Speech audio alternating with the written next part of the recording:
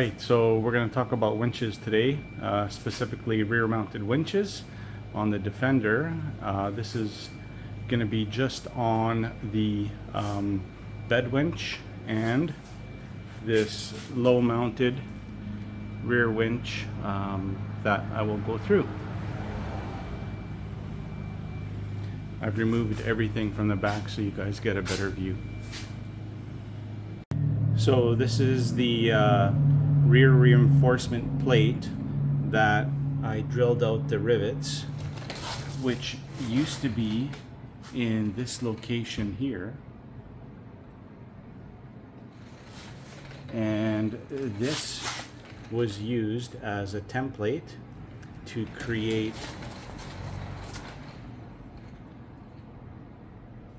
the back plate for a template. So let's see if I can get some better pictures of this, and more specifically underneath.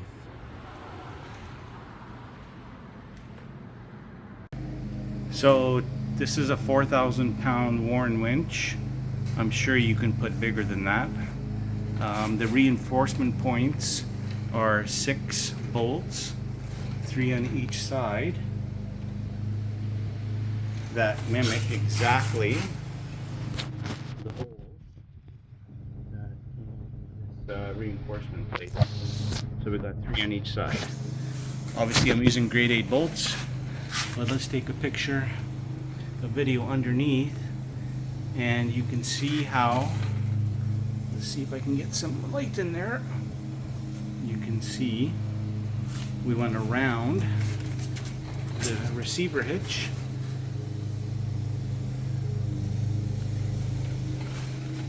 and it simply goes in the place of that previous reinforcement plate. Both mounting plates that I have, the one here and the one up top there for the bed, I've had them coated with the truck bed liner as well. It's so worth it. So let's see if I can get a better picture from the side.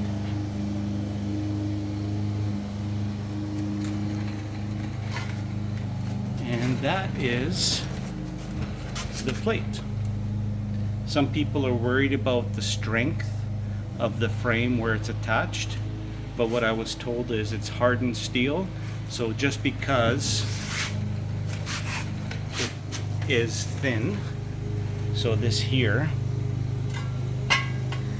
is thin, over there on the frame it's thicker, but it's also hardened, so I don't see any issues with having the winch there. Okay, let's see if we can get some measurements here. So the plate that holds the winch goes out to about 6 inches, and then you've got the angle support bracket underneath with the tape measure showing you that as well. Looks like around 6.5.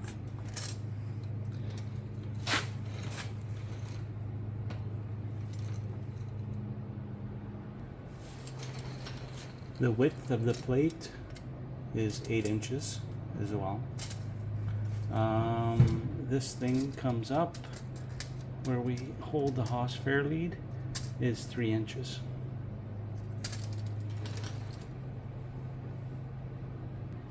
So one of the concerns I had was when we open the bed, we'll see how close it gets to the winch.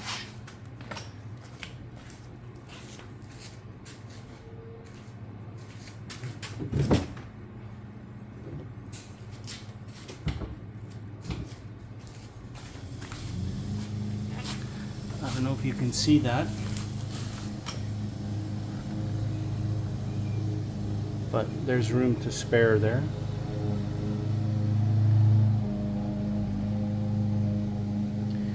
And then we'll just open the tailgate.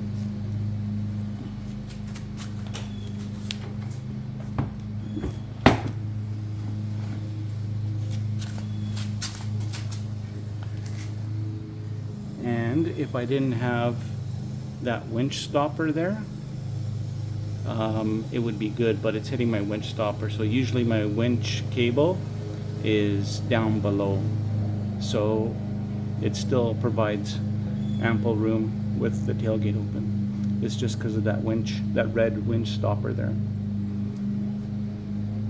Okay, let's talk about where I ran the wires. I have this heat resistant wire loom that I bought on Amazon, so it's inside of there. Always worried about so close to the muffler. Tried to keep it as far away as possible. Ran it in behind, and then it pivots the corner right in there, and then I'll open up the box and show you where it comes. Thought long and hard about where to run this stuff, so this is the best thing that I've come up with.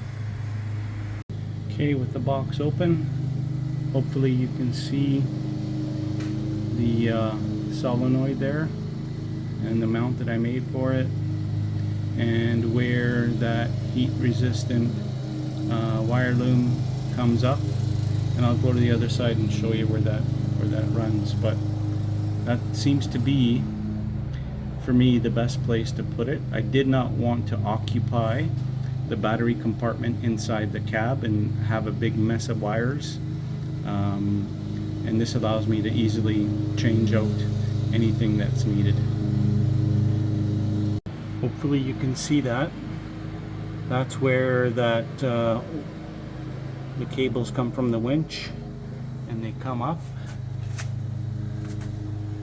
around there and come right into here. These are the battery terminals that I've extended into the cab here, right beside the air filter. And then I've got both winches connecting into there. And I'll show you the bed winch momentarily.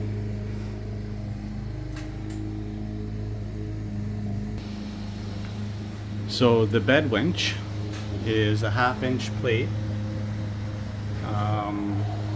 that was made for me, and I got a cheap Princess Auto winch. This is a 2,000 pound winch, but you know, you got to be smart when you use these things. And you can see the plate here just comes out a bit to hold the winch, and it's bolted through the top of the bed, which I'll show you. And again, this is coated with that truck bed liner as well. And the cable for this, I ran it underneath and went into one of the pockets and came out the other side. So that's what I did for this particular bed winch. The one thing also to note is that's the connector for my remote control for the winch, and that's the only way the bed winch can be operated. I don't have a switch inside the cab. And obviously this is only operated when the bed is fully tilted. So this is in behind the box. You can see where the wires come out of the stake pocket, and they go into the solenoid here for the bed winch. That's the connector for the remote control, and obviously the red wire is my keyed power that we need. And yeah, everything connects. And again, I thought long and hard of where to run this stuff, and this is where I found is the best place for the cables to run. And you can see how I've affixed the plate, this 1/2 inch plate, to the bed, just through those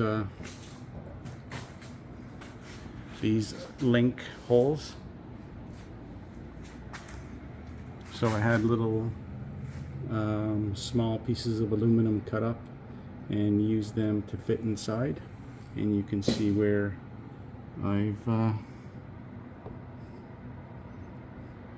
bolted down the plate. So let's go see where the wire turns on the other side.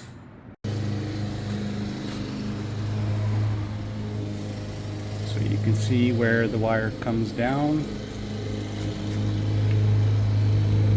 pivots around,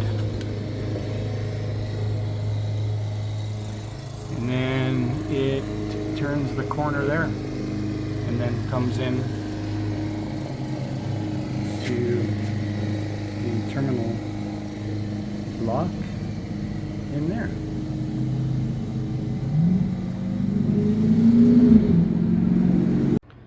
So I have this wireless remote as well as a switch in the cab. So let's see what happens here.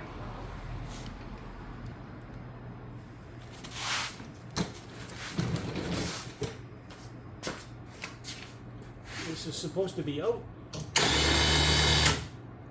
Yeah. And then what I typically do is I connect it down here.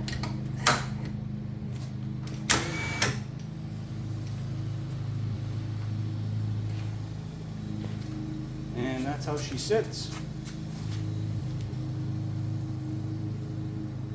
So now we're going to operate the bed winch.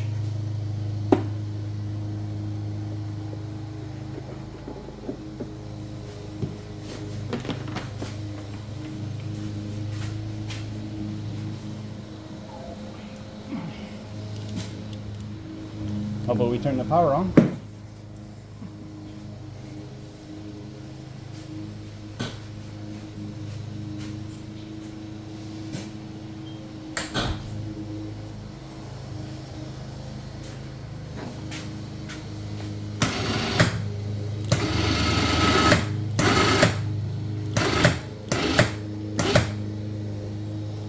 And that's it.